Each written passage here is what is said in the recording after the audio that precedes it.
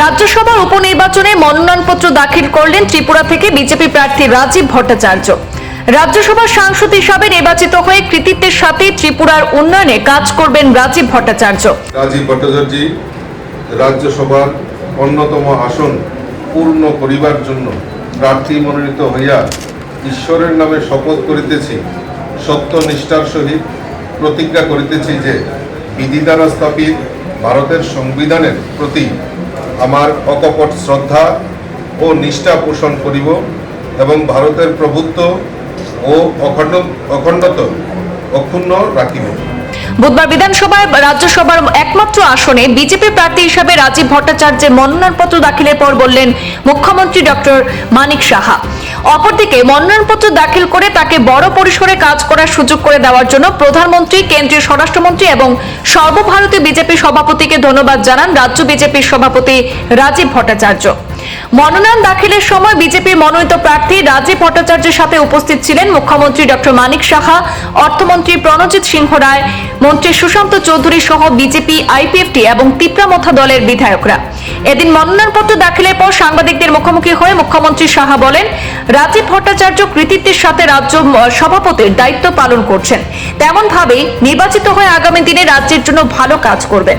পার্টির তরফ থেকে এবং আমাদের সাথে এখন মোথাও আছে, আইপিএফটিও আছে, আমরা সবাই মিলে ভারতীয় জনতা পার্টির তরফ থেকে এবার রাজ্যসভার যে ভ্যাকেন্ট পোস্টটা আছে সেই পোস্টে আমরা ত্রিপুরা প্রদেশ বিজেপির মাননীয় সভাপতি শ্রী রাজীব ভট্টাচার্যকে মনোনয়ন দেওয়া হয়েছে এবং আমি আশা করি উনি কৃতিত্বের সাথে যেভাবে সভাপতিত্বের দায়িত্ব উনি করেছেন এবং আগামী দিন যখন উনি নির্বাচিত হবে নিশ্চিত যে ত্রিপুরা রাজ্যের জন্য খুব ভালো কাজ করবেন, সেটা আমি নিশ্চিত। এর জন্য আমি মাননীয় প্রধানমন্ত্রীজিকে এবং আমাদের রাষ্ট্রীয় অধ্যক্ষ জেপি নাড্ডাজি এবং অমিত শাহজিকে, আমাদের মাননীয় হোম মিনিস্টার, ওনাকে ধন্যবাদ দিচ্ছি।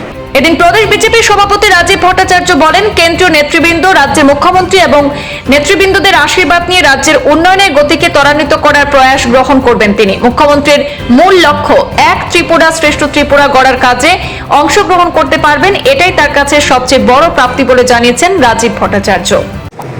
আমি আমাকে এত বড় পরিসরে কাজ করার সুযোগ করে দেওয়ার জন্য আমার দেশের যশস্বী প্রধানমন্ত্রী নরেন্দ্র মোদীজি, আমাদের রাষ্ট্রীয় সভাপতি আদরণীয় জেপি নাড্ডাজি, আমাদের গৃহমন্ত্রী অমিত ভাই শাহজিকে ধন্যবাদ জানাই যে আমার মতো এরকম ছোট কার্যকর্তাকেও এত বড় পরিসরে কাজ করার একটা সুযোগ করে দিয়েছে।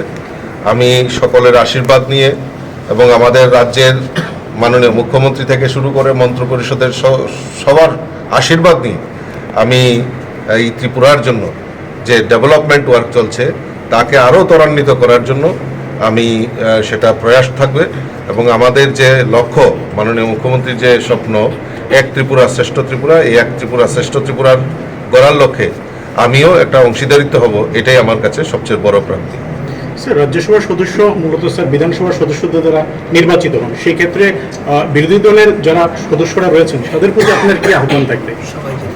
আমি সকলের কাছে আবেদন রাখবো যে আমাকে এই একটা সুযোগ, যেহেতু আমি নমিনেশন সাবমিশন করেছি, সমস্ত যারা বিধায়ক বিধায়িকারা রয়েছেন যেই দলেরই হোক না কেন, আমাকে সহযোগিতা করার জন্য আপনাদের মাধ্যমে আমি আহ্বান রাখছি।